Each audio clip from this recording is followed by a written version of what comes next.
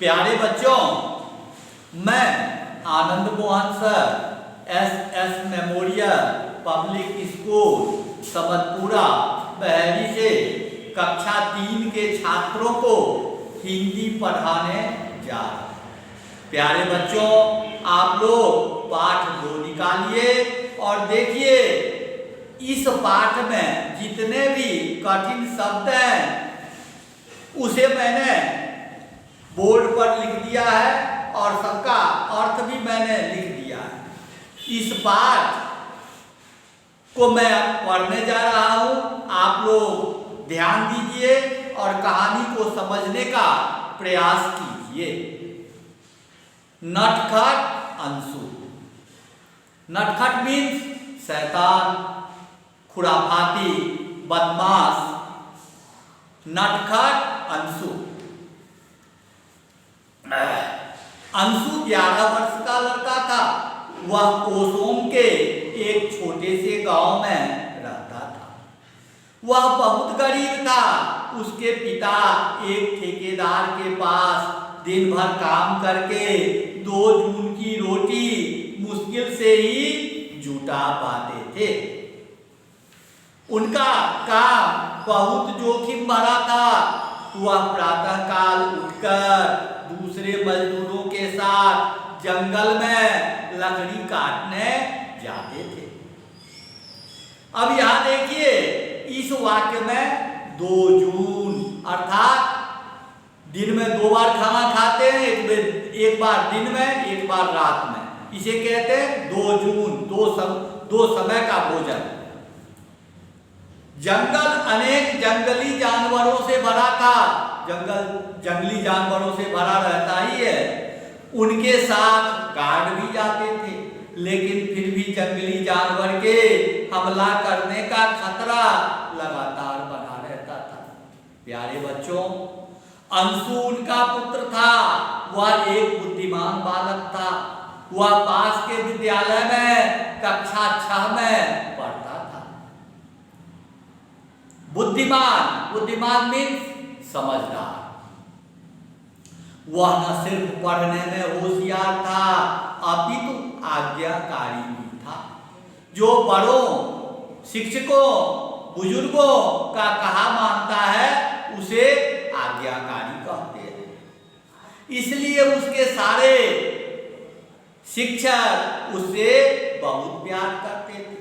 वह प्रतिदिन सुबह स्कूल जाता था तथा शाम को ठेकेदार के दफ्तर मीन्स ऑफिस, दफ्तर पर पहुंचकर अपने पिता की प्रतीक्षा किया करता था।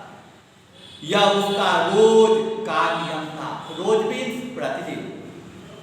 वह शाम को पिता के साथ ही घर वापस आता था। आज छुट्टी का दिन था, परंतु अंशु के पिताजी काम पर जा रहे थे। पिताजी को तैयार होते देख अंशु बोला, पिताजी क्या आप आज घर पर नहीं रहेंगे? आपने मुझसे वायदा किया था, वायदा मीन्स प्रॉमिस, कि आज आप दोपहर को मुझे मेला दिखाने ले जाएंगे। अंशु के पिताजी ने कहा, हाँ बेटा, मैं आज जल्दी ही घर आ जाऊंगा, उसके बाद हम मेला देखने जाएंगे। अंशु बोला, पिताजी मैं भी आपके साथ जंगल चलूंगा। मैं आपको कार्य करते हुए देखना चाहता हूं। बेटे की जिद देख पिता ने उसे समझाया, नहीं अंशु, जंगल खतरनाक जंगली जानवरों से भरा हुआ है। मैं वहां अपना कार्य करते हुए तुम्हारा ध्यान नहीं रख पाऊंगा, इसलिए तुम घर पर ही रहो, मैं जल्दी ही वापस आ जाऊंगा। बेटे को जिद करते देख अंशु की मां बोली, आप क्यों मना कर रहे हो? गार्ड तो आपके साथ रहते ही है, फिर किस बात का खतरा है? अनचाहे मन से अंशु के पिताजी उसे अपने साथ ले जाने को तैयार हो गए। अंशु अपने पिताजी के साथ जंगल में चल दिया। जैसे ही उन्होंने जंगल में प्रवेश किया, अंशु डर गया। उसने अपने पिताजी का हाथ कसकर पकड़ लिया और उनसे बिल्कुल सटकर चलने लगा। जल्दी ही जंगल में उस स्थान पर पहुंच गए जहां उसके पिताजी कार्य करते थे। तब अंशु के पिता ने कहा, तुम गार्ड के साथ रहो, अकेले कहीं मत जाना। अंशु ने सिर हिलाकर हामी भरना मीन्स स्वीकार कर लिया। उसके पिताजी कुछ समय में ही अपने कार्य में व्यस्त हो गए और गार्ड भी अपनी बंदूकें पास में रखकर बैठ गए। अंशु को बैठे बैठे घूमने की इच्छा हुई। वह गार्डों से नजर बचाकर जंगल की तरफ चल दिया। वह जंगल में घूमते घूमते बहुत खुश था। वह घने जंगल की तरफ बढ़ता जा रहा था। धीरे धीरे उसका डर भी कम होता जा रहा था। वह अपने पिता की चेतावनी को भूलकर घने जंगल में अंदर जा रहा था। वह चलते चलते एक तालाब के पास पहुंच गया। तालाब के चारों ओर की हरियाली देख उसके आनंद की सीमा न थी। अनेक पक्षी तालाब के पास उड़ रहे थे। बत्तख जल में तैर रही थी। अंशु सब कुछ भूलकर वहां एक पेड़ के नीचे बैठ गया और यह दृश्य देखने लगा। तभी अचानक उसे एक ध्वनि मीन्स आवाज, ध्वनि सुनाई दी। उसने घूमकर देखा तो तालाब के किनारे एक बारहसिंगा पानी पी रहा। अंशु उसे देखते ही खुशी से सराबोर हो गया। उसके सुंदर सींगों को देखकर उसे इतनी अधिक खुशी मिल रही थी कि वह अपनी पलक तक झपकना भूल गया। बारहसिंगा भी पानी पीने में व्यस्त था। अचानक वहां न जाने कहां से एक तेंदुआ आ गया। तेंदुए को देखकर अंशु का चेहरा डर से पीला पड़ गया। अंशु जानता था कि तेंदुआ अपने एक ही वार से हिरण का काम तमाम कर देगा, परंतु फिर भी वह बारहसिंगा को बचाना चाहता था। वह सोचने लगा कि उसे कैसे बचाया जा सकता है।